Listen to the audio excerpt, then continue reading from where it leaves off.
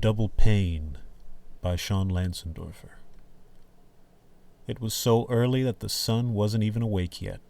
The TV wasn't playing the news or some music videos, but the same bootleg kung fu tape it always did at this time of day. The little 9-inch screen flickered the tried and tired moves with blurred intensity, and those cheap speakers spoke the same badly dubbed lines with blown-out distortion. Ray was cooking breakfast and mimicking the same kicks and hand movements he had seen 1,000 times over, though a bit farther from his mother's plants nowadays. His dodging and footwork had improved greatly since that day, as had his cleaning. The rice and beans from yesterday were given new life with a bit of butter and ají amarillo in the pan. The sun was thinking of coming up, but decided to roll over for a few more minutes. But solar body or not, it would be time for work soon enough. "Eddie!" called Ray from the stove. "Food is ready. Stop wasting your back picking up shit you're just gonna put down again and get your ass over here."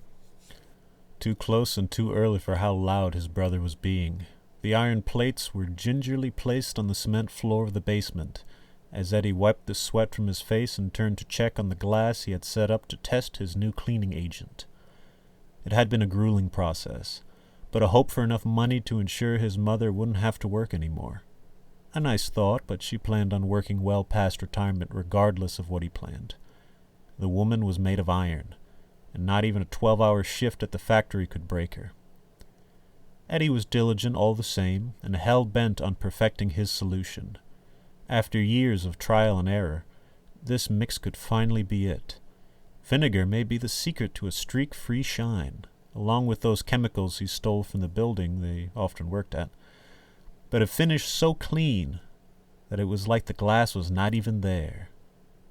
That was the dream and sales pitch. Eddie had his test glass, bottle loaded, and his rag ready for action. The moment of truth, however, was interrupted by Ray coming in and tripping over the innocently inert barbell. The twisting, off-kilter spin was almost graceful, and had saved him from falling. His lithe frame contorted in any way it could to keep him from dropping his plate and glass of orange juice. The stream of expletives spanned 2 languages, and was well distributed between his brother and the bit of workout equipment that most certainly hadn't come at him as claimed. Eddie grimaced, torn between thought and action. The glass very well could have shown evidence of absolute cleanliness, akin to nothingness, but was currently wearing a hardy coating of breakfast. Ray snapped at his brother. "Food's ready, tonto. You can get yours off the floor for leaving your crap around." He rubbed his toe with his other foot as he got a better look at what his brother was doing. "Still working on that? You got to stop going back to the drawing board and just go for it, man. Enough testing. And go out and make some deals. Who cares if it's ready? Just get something moving, you know?" "Maybe soon," Eddie replied. "The new trial phase is just starting on this batch, and I may need to sneak some more of those bottles." "Be careful of that shit," Ray warned. "It's got a picture of a guy melting on the label. Not burned or little stink lines, like made into a skeleton." "Doesn't make you into a skeleton," Eddie argued as he tried to remember where he left off in his work, or at least what he was doing. "No, fool. We are already bones. That shit doesn't just make you spooky, but dead. So listen to your brother and be careful. Wear a mask for God's sake. Breathing that shit in, your huevos are gonna fall off or something." With that, Ray turned and walked back to the kitchen, leaving Eddie to clean up. "Wait!" the latter shouted after him while sweeping up the spilt breakfast. "There's more, right? I'm bulking. I need my protein, Ray. Ray! It's called getting fat," was the unhelpful answer. The follow-up was worse. "Have fun starving, fool!" Their mother always made a ridiculous amount of food, so there was always plenty of leftovers. That didn't stop Eddie from running in after his brother for fear of missing a meal. Ray was acting out one of his favorite scenes, even managing to make his mouth move in syncopation with his words. "You killed my master. Prepare to die. Wombat style. Steel rear shadow strike." Ray turned, but before he could launch into the fury of blows, Eddie caught his brother in a bear hug and brought him up for a body slam. Their mother walked in before that and merely gestured to her sandal like a gunslinger in the Old West, daring you to try. The very idea of it was enough to settle her children through PTSD alone. Siéntate, she commanded. The brothers moved to obey their mother with as much bravado and swagger as total submission would allow. You're lucky Mom came, or I would have laid you out, said Eddie. Yeah, right. Everybody knows wrestling is fake. Plus, I would have reversed her with my llama fist, said Ray with a swift hand wave that ended with a sharp block. That kung fu stuff is real? Pfft. I'd make you tap out in a second, Eddie countered. Don't you have to pin someone for 3 seconds? Eddie looked deep in thought for a moment, but his lost for words was spared any teasing by a sharp look from their mother. The two started eating. She sighed. Freshly showered and in her pajamas, but far from resting. She had just come off her shift at the factory a little less than an hour ago and should be readying for bed, but instead sat with her children at the table. These were the moments she worked so hard for and wouldn't miss for the world. Another cigarette and another cup of coffee. She didn't touch breakfast. Ray was kind enough to cook on her work days to make sure she had something hearty, but her appetite was institutionalized, and it wasn't her time to eat. Ramon, she said after a drag. Eddie chuckled. You're named after soup. Ray snapped. That's ramen, fool. Her voice rose a few decibels. Ramon, after work, I need you to drive me to the store. Pero mami, he whined. He had already woken up early to drive her home from work and was looking forward to not having to do anything of the sort. Pero qué? You're working in the city today. I can walk to the bus, and then we can go to the market together. Eddie was far from quick, but he used the opportunity to snatch the remote and change the channel. It was a match between the smokestack and Don Vicente, but the hammer was coming in with a steel chair. His mother was indeed quick and changed the channel to the news before the chair came down, much to the disappointment of Eddie. Pay attention. You're coming with us, so you don't complain about not getting all your snacks and things. And you remember all those commercials we saw and what I want. The television was blaring in the background. The slick news anchor was talking about the recent drop in gun-related deaths since the new registration system and background checks were implemented. But the gun-running old mob still fought back with what limited armaments were left to them, while the lesser gangs resorted to the usual knife fights and brawls.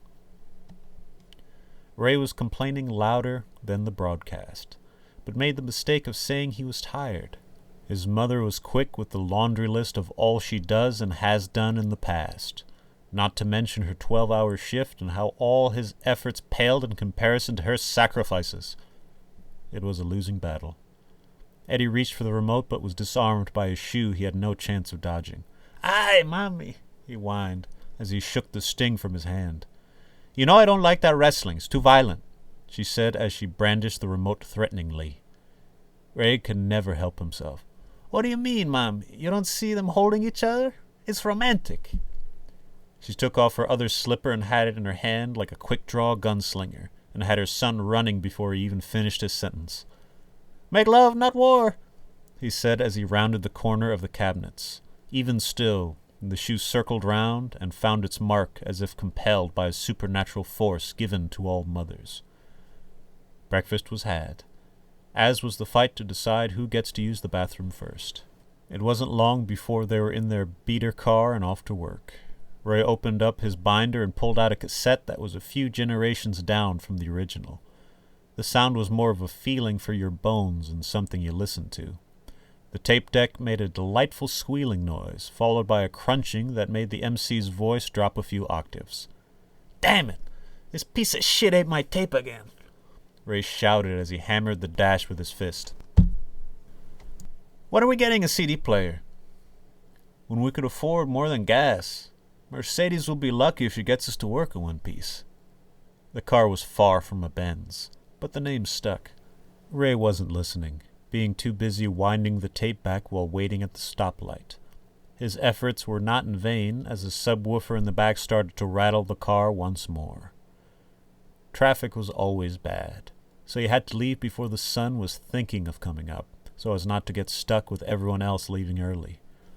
The brothers were window washers, and on their way to their usual gig at the Barataria building, a skyscraper found in uptown San Benedito. The place was as upscale as it gets, but seemed to be just a bunch of suits pretending to be busy by strutting around and copying and filing whenever you looked their way. But they paid well and weren't too observant when it came to some clever borrowing. The plan to leave early had inevitably failed, and here they were stuck in traffic. It was questionable how all the honking made the cars go faster when no one could go anywhere. The sirens sang along with the choir of curses and unhinged yelling from the crackling speakers. But that was life in the city.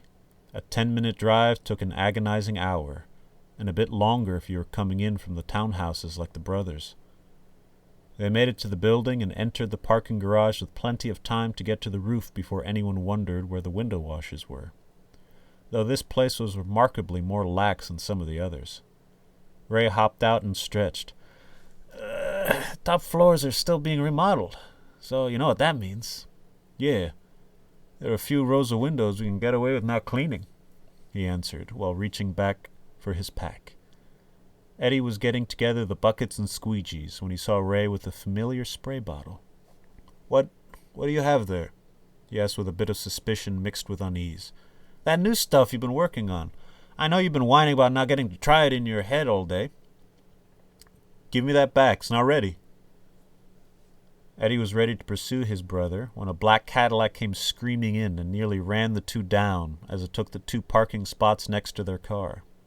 The brothers jumped back and would have said something more past their initial statement of surprised expletives if the guy who stepped out of the passenger seat wasn't like 7 feet tall, with a body seemingly as broad.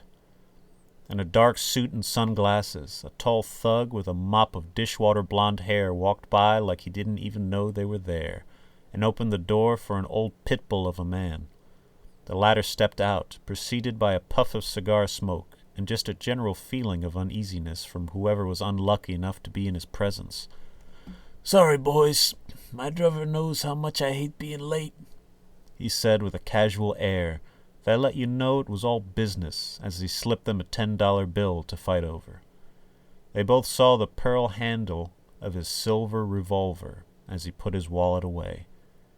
But he wasn't exactly hiding it. Guns were more than a little bit illegal around here, and anyone carrying was far from a Girl Scout. To do so boldly meant it was a statement. They were the type to fear.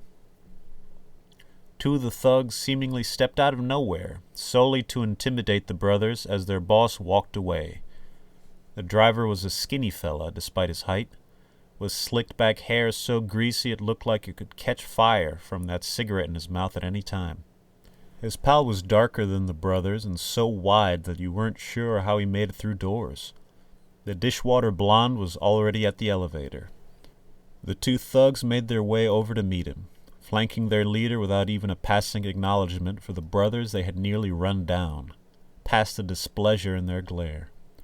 Cool bunch of guys, said Eddie with a pool of sarcasm. Yeah, what a bunch of assholes, Ray agreed. This place was getting shadier by the minute, but it paid well and was steady work in a town that wasn't known for it. They got back to it, gathering their things and heading to wait for the one elevator to return. That's when Eddie made his move to try and snatch his cleaning solution from Ray, but the latter was always quick, and the former was far from subtle. They stood there in an awkward sort of standoff. One is waiting for the perfect time to make his move, and the other is more than ready for it. Up and up the many floors. The little number they pushed was for the very top, but the elevator didn't make it half the way before coming to a stop, and the doors opened to the brothers pulling away from each other as a new passenger entered. The two were good at fighting under their mother's nose, and certainly wouldn't be caught here. The office lady walked in to find nothing amiss, just two well-behaved window washers. An executive strolled in at the next stop, looking smug enough to think his farts were cologne. He got a handful of the poor lady as she got off at the next floor.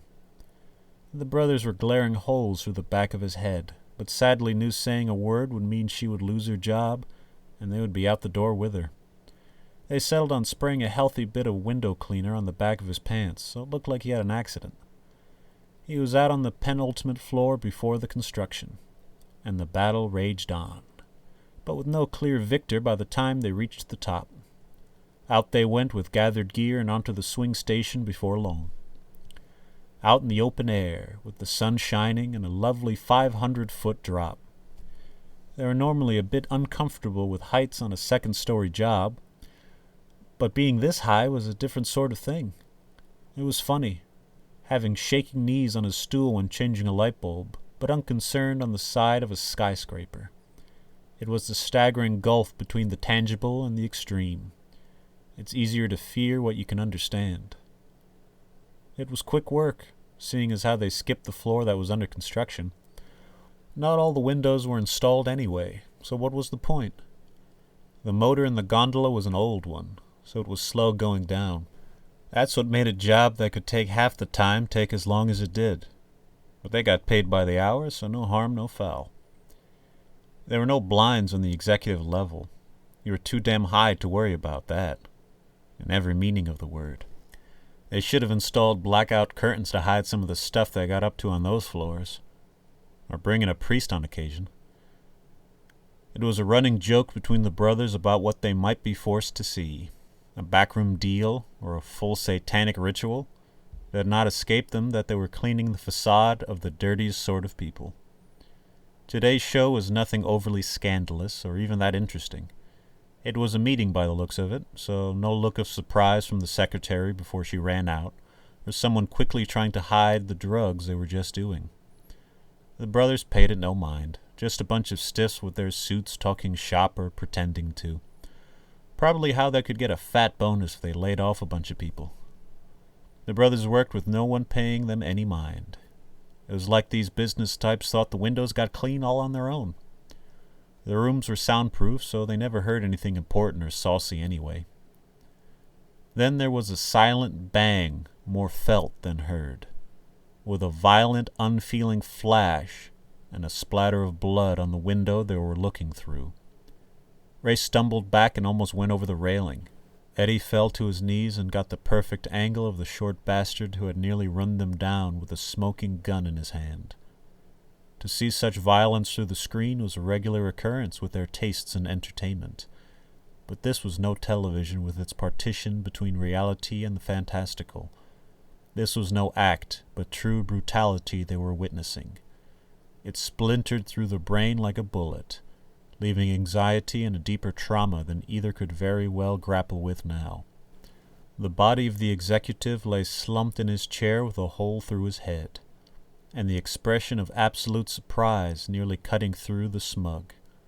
And his killers looked over the body like vultures over carrion.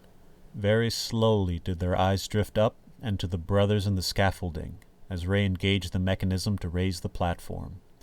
It groaned to life, but was moving about an inch a second. The boss raised the gun and took 2 shots that would have had the brothers dead to rights, but were left as macabre snowflakes on the double pane of glass right between their eyes. It was a dread. Only those who had seen death may truly know. The cold indifference of the act was a chilling show of inhumanity. No hesitation, no mercy, no word or care of the victims. The platform slowly moved, making the murder scene the backdrop to their awkward escape. The eyes of the gangsters followed them up. It was not long before the boss ordered them to follow the witnesses. "Shit!" shouted Ray. "They saw our faces." "Damn it," Eddie echoed. "Getting the windows so clean just got us killed." "They're going to be up here looking for us, and Mom is going to see us on the news dead. D-E-D, dead. We got to get out of here." Ray vented as they scrambled onto the roof. Things were starting to make more sense, especially all those people melting chemicals in storage, and drugs, and shady types around. This building was a front for the mob, but even criminals like clean windows, it seems. They moved to the stairs and made it down a flight, but heard the door swing open and footsteps headed their way. Out onto the floor under construction to avoid being accosted, the brothers scrambled around looking for some way to get out of this death trap. The door to the only other means of escape opened with a ding. It wasn't looking good. It was do or die now. The three henchmen moved about the construction space in search of them. 2 from the stairs and 1 from the elevator. The blonde, mop-headed one spotted them first and rushed at Ray, who sort of ducked the first punch thanks to him already running away. The thug's next few swings went wide as the window washer fell over himself trying to escape, hiding behind curtains and tarps, tossing planks and whatever tool found itself in his grip. Ray was scrambling, and the thug was confounded in trying to get a hold of him. Eddie came face to face with the wide fellow, who barreled into him like a bull and hoisted him off his feet before losing any momentum. The burly window washer was manhandled and tossed into a mess of supplies with a drum solo of clamor. He was brought up to his feet just to be thrown through some drywall as his assailant heaved up a chair in which to bludgeon him. Their respective conflicts were beginning to seem very familiar to the two. Ray started thinking over the moves he had long practiced: snake, tiger, llama fist, koala style, and the dreaded combat wombat technique. He seemingly had an answer for everything. Eddie knew how to land and take a hit, and even how to reverse a grappling attempt. He even had flashy names for the moves, along with the rehearsed fanfare and dirty tactics. There was no top rope, but attitude more than made up for the lack of setting. Ray parried a punch with a swirling swing of his arms and countered with a poke to the throat like a crane, and a thrusting double punch like a stag charge. 2 more dramatic blocks with sound effects to match as the thug tried to regain the advantage, but was stopped dead by a low kick to the shin and another to the stomach, with a koala punch to top it off. He stumbled back, but his rageful reprisal was interrupted by an uppercut to the groin like a mole and a hip check like a wombat to finish him.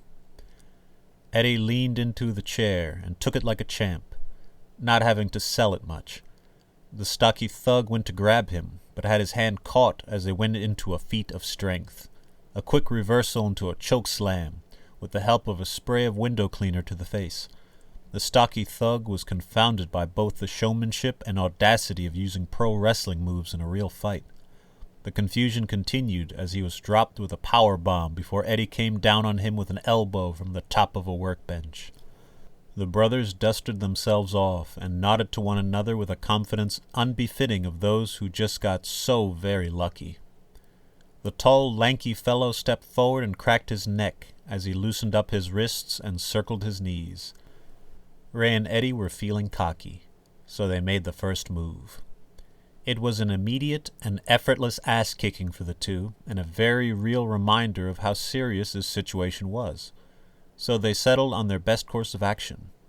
They ran away. The lanky thug was ever the professional and didn't even look ridiculous chasing these 2 fools about the half-finished upper floor, managing to cut off every escape or play for the elevator or stairs. He was rounding the corner and on his way to clobber Eddie when he felt his step go out from under him. A passing glance at his periphery placed Ray with a turned-over bucket of soapy suds at his blind spot. He had been defeated by slapstick. Cartoon shenanigans had him slip right out the open-air edge of the building and out into the open air. No amount of skill or finesse helped him best gravity as he fell. The brothers went to the edge and looked over.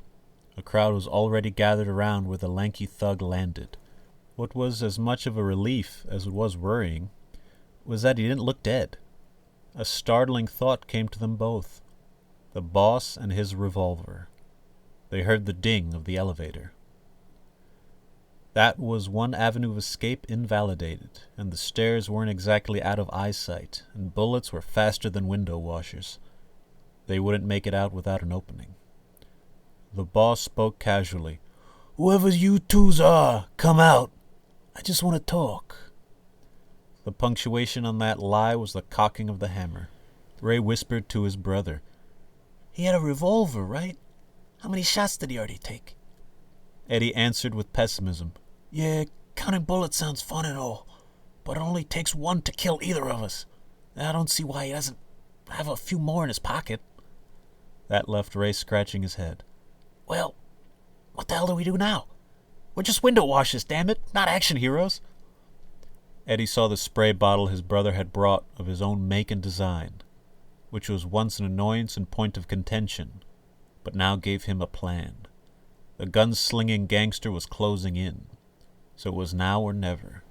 He whispered the course of action, and brotherly trust demanded that Ray see it done.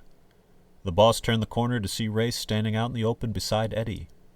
It was almost too easy. "Yous two had the good sense not to hide. Good. For that I'll make it quick," he said with a tinge of bother and a great deal of indifference as he took aim. 2 shots, and then a third after a quizzical pause. The brothers were still standing. It took the boss a moment to understand why, as he noticed the 3 freestanding snowflake-like designs in the air.